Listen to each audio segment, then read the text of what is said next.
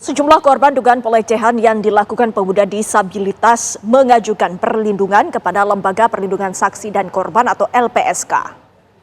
Kepolisian daerah Nusa Tenggara Barat terus membuka posko pengaduan korban tersangka IWS alias Agus. Korban Agus tercatat sudah 15 orang, namun yang resmi melaporkan diri menjadi korban sebanyak 7 orang. Mereka mengajukan perlindungan ke LPSK. Meski tidak mendapatkan ancaman dan intimidasi secara langsung, namun viralnya kasus ini membuat korban merasa terancam secara psikologis.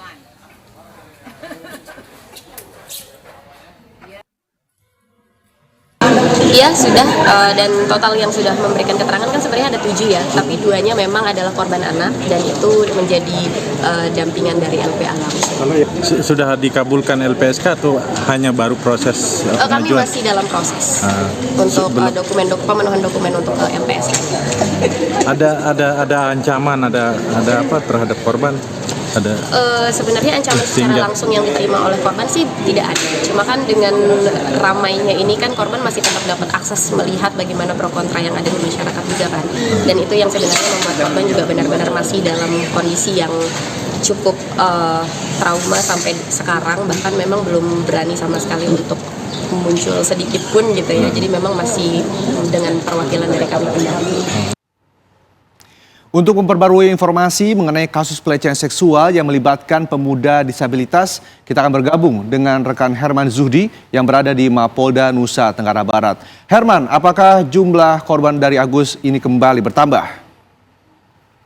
Baik, Rendra dan Kenane dapatkan dan juga pemirsa dapatkan kabarkan bahwa memang korban kekerasan pelecehan seksual dengan tersangka IWS alias Agus ini terus bertambah hingga saat ini sebanyak 15 korban sudah melapor ke Komisi Disabilitas Daerah. 7 diantaranya telah melapor resmi ke Mapolda Nusa Tenggara Barat sebagai korban kasus pelecehan yang dilakukan oleh tersangka IWS atau Agus. Dari 7 korban tersebut, 5 orang diantaranya telah mengajukan perlindungan kepada Lembaga Perlindungan Saksi dan Lembaga Perlindungan Saksi telah mengajukan kepada lembaga LPSK untuk kemudian diberikan pendampingan termasuk diantaranya perlindungan terhadap mereka karena secara psikologis mereka tertekan, kemudian terancam dengan berita-berita, kemudian dengan informasi dan kabar yang terus terupdate, terus viral di berbagai platform media termasuk diantaranya media sosial. Dapat kami informasikan juga tersangka IWS alias Agus saat ini tengah menjalani pemeriksaan di Subdirektorat Remaja Anak dan Wanita Direktorat Kriminal Umum Kepolisian Daerah Nusa Tenggara Barat. Agus diperiksa kembali dengan didampingi oleh sejumlah pengacaranya yang telah resmi ditunjuk pada Senin kemarin.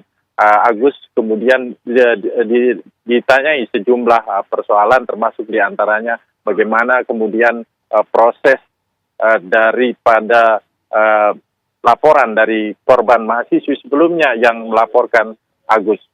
Demikian Rendra. Baik, terima kasih Herman Zuhdi melaporkan dari Mataram, NTB.